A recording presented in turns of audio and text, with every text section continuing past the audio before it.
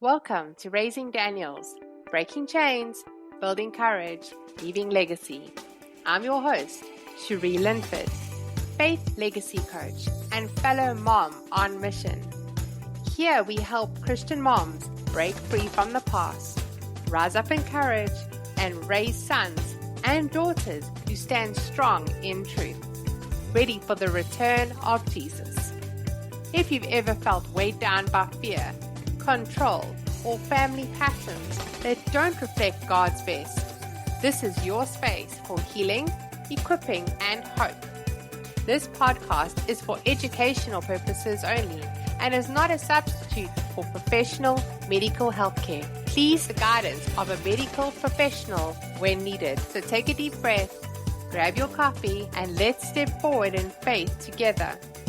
Because, friend, you were born to raise Daniels in a Babylon world. Today's episode is for the mom who's walking a path her family just doesn't understand. Maybe you're the only believer in your family right now. Maybe your parenting choices look too different from what you grew up with. Maybe your faith has become stronger and it's starting to make people uncomfortable. This episode is called When the Family Doesn't Understand. Moms navigate faith, identity, and legacy. And my prayer today is that you'll leave this conversation not discouraged or defensive, but grounded in peace, wisdom, and courage to keep walking the road God has called you to. Let's be honest, walking in faith is hard enough. But walking in faith when your own family doesn't understand it, that can feel lonely. Maybe your parents think you're too spiritual now. Maybe your siblings tease you for sheltering your kids or being strict about what you allow in your home. Maybe family gatherings are full of comments that sting a little, like, "Oh, you don't let your kids watch that? Why do you always have to bring Jesus into everything?" And inside you start wondering, am I doing this wrong? Am I being too much? Friend, hear me. You're not too much. You're just set apart. It hurts because family is supposed to be safe. It's supposed to be where we're known, understood, and supported. But when God starts transforming you, that transformation can expose what others aren't ready to face. Your new convictions can highlight their comfort zones. Your hunger for truth can feel like rejection to those still holding on to tradition or unbelief. And here's something freeing. You're not responsible for their understanding. You're responsible for your obedience. Jesus himself faced this.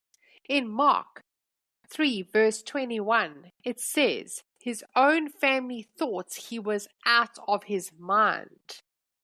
If Jesus was misunderstood by his family, we shouldn't be surprised when we are too. When you came to Christ, or when you deepened your walk with him, your identity changed. You were no longer just your mother's daughter or your family's label. You became a daughter of God. And that new identity will always come with tension. But here's the truth. Your family may not understand your obedience, but heaven celebrates it. Your choices might confuse your relatives, but they are confirming your calling. So instead of asking, why don't they get me? Start asking, Lord, how can I represent you even when they don't? Let's talk about what this looks like practically. Because the answer isn't cutting people off, and it's not compromising truth. It's learning how to walk in grace with guardrails. Here are some tools to help you do that. Number 1, stop expecting validation from those who don't share your foundation. They can't affirm what they don't understand. Their confusion isn't your failure. It's simply a reflection of different spiritual lenses. Number 2, choose peace over proving. You don't have to debate your choices. Let your peace and your fruit speak for you. Over time, they'll see the difference Jesus makes. Number 3, set loving boundaries.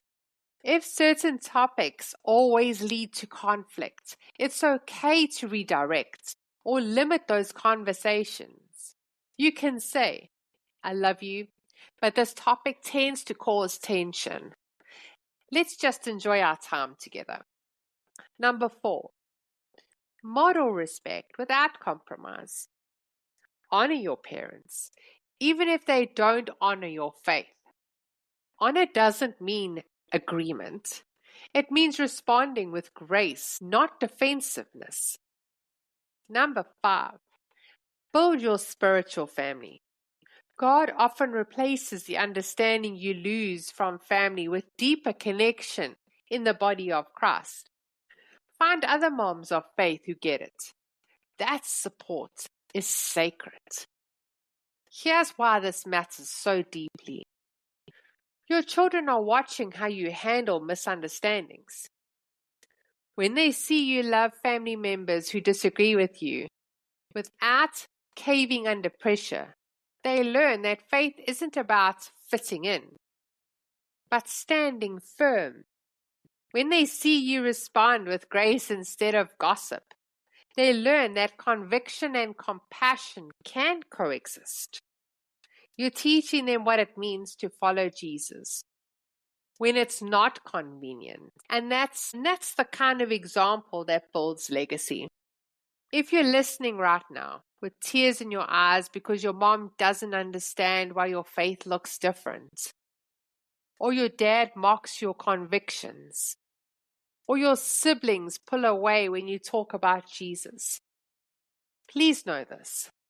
God sees your heartache. And He knows how much you love them. And He's not asking you to choose between family and faith. He's asking you to trust that choosing Him first will one day lead your family closer to truth. Your obedience might be the very light that guides them home. So don't shrink back. Don't dull your shine. Keep loving. Keep praying. Keep standing. Because your family's story isn't finished yet. Before we close, let's just take a deep breath and remember, you can be faithful and misunderstood. You can be kind and firm. You can be the bridge between what was and what God is building next. Your job isn't to convince everyone. It's to continue walking with God. And maybe one day, those same family members who don't understand you now will come to you asking, how did you raise such grounded, peaceful kids? And you'll smile and you'll say, I just did what God asked me to. And remember, friend, you're not walking this road alone. God is writing legacy through your obedience. Keep standing firm. Keep walking in grace. And keep your eyes on Jesus, the one who understands you completely. Thank you for joining me today on Raising Daniels, Breaking Chains, Building Courage, Leaving Legacy. If today's conversation spoke to your heart, would you do me a favor? Share this episode with another mom who's ready to trade fear for faith and step into the legacy God's called her to. And don't forget to subscribe, leave a review, and connect with me on my private Facebook group, Raising Daniels Community. Your feedback helps more moms find this message of hope and courage. Remember, friend, You don't have to have a perfect past to raise a powerful future. Keep breaking chains, keep building courage, and keep leaving a legacy that points straight to Jesus. Until next time, stay faithful, stay fierce, and stay focused on eternity.